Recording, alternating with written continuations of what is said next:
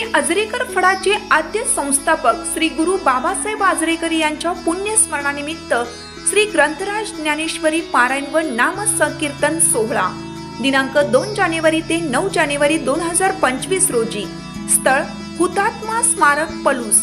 दैनंदिन कार्यक्रम सकाळी 6 ते 7 योग गुरु भारत कदम गुरुजी यांचे योग शिबिर, मान, कंबर, मणक्याचे, गुडघ्याच्या व्याधीवर आधारित योगासने व उपचार पद्धती। सकाळी 7 ते 11 श्री ग्रंथराज ज्ञानेश्वरी वाचन व चिंतन। दुपारी 2 ते 5 महिला भजन।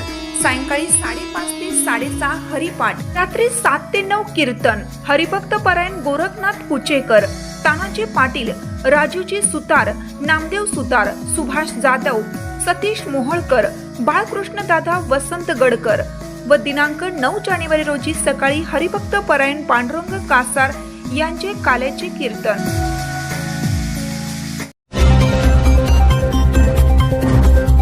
औदुंबर येथे नृसिंह सरस्वती जयंती उत्सवाला सुरुवात। प्रधान दिवस बुधवार 1 जानेवारीला। औदुंबर तालुका पलूस येथे गुरुवारपासून श्री नृसिंह सरस्वती जयंती उत्सवाला प्रारंभ झाला आहे। यात विविध धार्मिक कार्यक्रमांचे आयोजन श्री नृसिंह सरस्वती जयंती उत्सव मंडळाने केला आहे।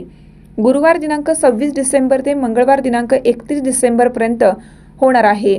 दैनंदिन कार्यक्रम सकाळी 8 ते 10 श्री गुरुचरित्र वाचन व श्रींच्या चरणी अभिषेक। सकाळी 10 वाजता श्री दत्त याग, पंचायतन याग स्वाहाकार। दुपारी 12 वाजता श्रींची महापूजा, महाआरती।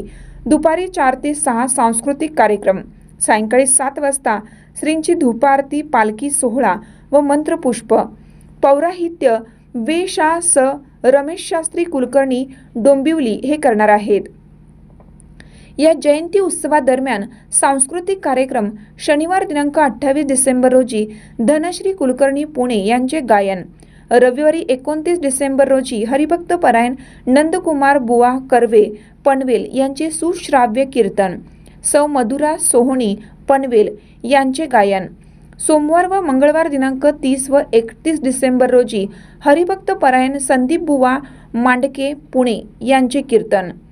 बुधवार दिनांक 1 जानेवारी रोजी प्रधान दिवस सकाळी 8 वाजता श्री गुरुचरित्र वाचन समाप्ती व श्री चरणी अभिषेक।